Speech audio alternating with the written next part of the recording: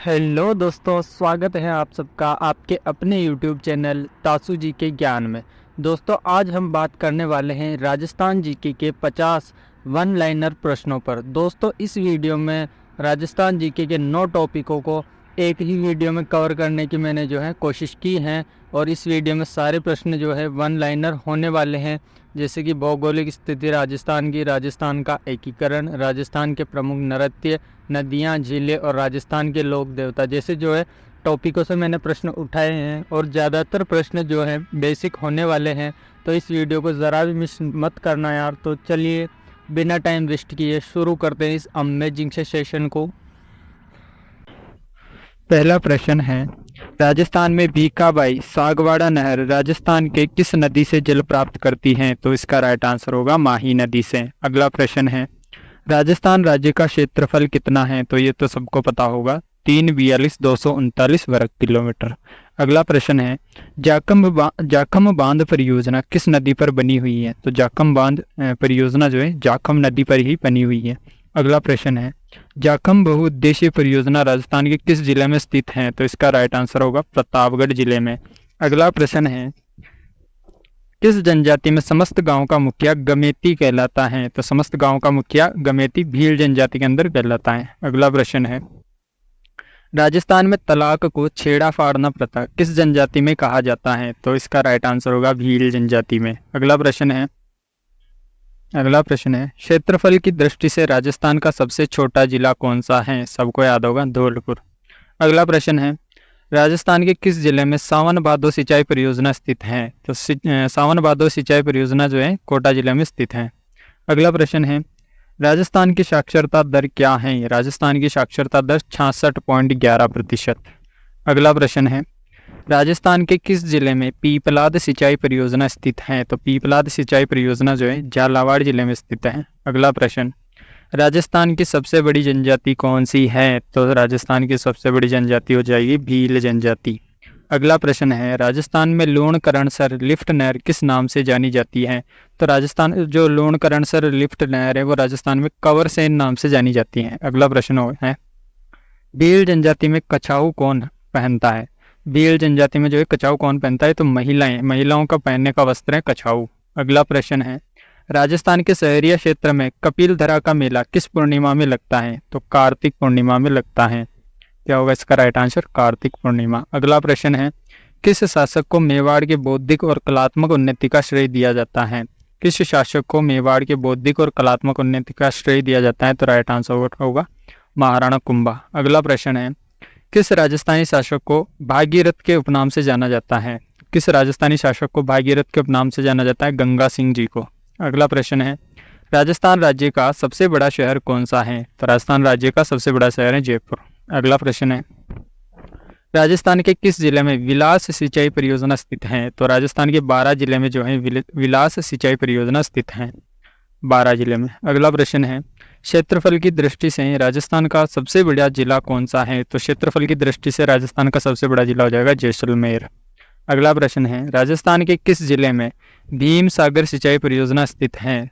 तो भीम सागर सिंचाई परियोजना झालावाड़ जिले में स्थित है। अगला प्रश्न है, राजस्थान का राज्य वृक्ष क्या है? राजस्थान का राज्य वृक्ष खेजड़ी। अगला प्रश्न है, चेतर विचित्र मेला राजस्थान के किस जनजाति से संबंधित है?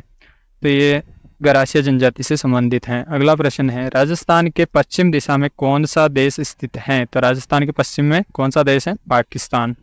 अगला प्रश्न है, राजस्थान भारतीय उपमहाद्वीप के किस भाग में स्थित है? तो राजस्थान भारतीय उपमहाद्वीप के किस भाग में स्थित है? पश्चिम उत्तर भाग में। राजस्थान में गर्मी के मौसम की समाप्ति और वर्षा के आगमन के समय कौन सा त्योहार प्रसिद्ध है? तो तीज का त्योहार प्रसिद्ध है, कजली तीज मनाई जाती है। अगला प्रश्न है, खुमान रासो नामक ग्रंथ की रचना किसने की थी? खुमान रासो नामक ग्रंथ की रचना की थी दलपत सिंह जी ने। अगला प्रश्न है, राजस्थान के किस जनजाति में कुल देवता टोटम को पवित्र माना जाता है? तो कुल देवता टोटम को पवित्र माना जाता है भील जनजाति के अंतर्गत। अगला प्रश्न है, ग्रासिया जनजाति के गांव क्या कहलाते हैं? तो ग्रासिया जनजाति के गांव कहलाते फालिया। अगला प्रश्न है, राजस्थान के सबसे लंबी नदी कौन सी है? राजस्थान की सबसे लंबी नदी है चंबल।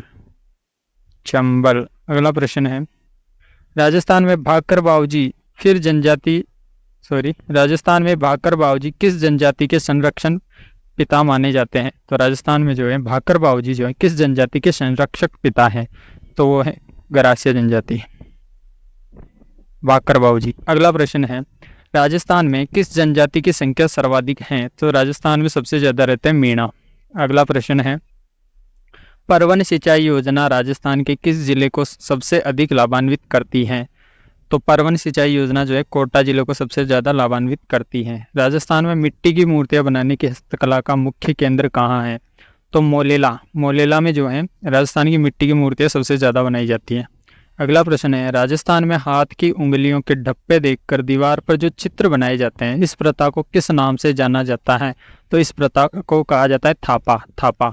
अगला प्रश्न है, राजस्थान राज्य का गठन कब किया गया था? तो राजस्थान राज्य का गठन हुआ था 1 नवंबर 1956 को। अगला प्रश्न है, राजस्थान के कोलायत लिफ्ट नहर का नाम बदलकर क्या रखा गया है? तो डॉक्टर करण सिंह लिफ्ट नहर जो है रखा गया है। अगला प्रश्न है, हिंदूपत किसे कहा जाता है? तो महाराणा सांगा जो थे उनको हिंदूपत कहा जाता था। अगला प्रश्न है, राजस्थान में नर्मदा नदी परियोजना से सिंचाई का अधिकतम लाभ किस जिले को प्राप्त होता है? तो सिंचाई का जो है अधिकतम लाभ जालोर जिले को प्राप्त होता है नर्मदा नदी परियोजना से। अगला प्रश्न है, खुमान रसो नामक पुस्तक में किसके युद्धों का चित्रण किया गया है? तो इसका राइट आंसर होगा 9वीं सदी के चित्तौड़ नरेश खुमान का। अगला प्रश्न है, भभूता सिद्ध मंदिर धाम कालीनाडी राजस्थान के किस जिले में स्थित है? जो भभूता सिद्ध मंदिर है वो बीकानेर में स्थित है। कहाँ पे? बीकानेर में। इसका राइट आंसर होगा बीकानेर। अगला प्रश्न है, राजस्थान के किस राष्ट्रीय उद्यान को यूनेस्को द्वारा विश्व धरोहर का दर्जा दिया गया है? केवलादेव जो राष्ट्रीय उद्यान है उसको। अगला प्रश्न है, ब्रिटिश काल में राजस्थान किस नाम से जाना जाता था? तो राजपूताना नाम से।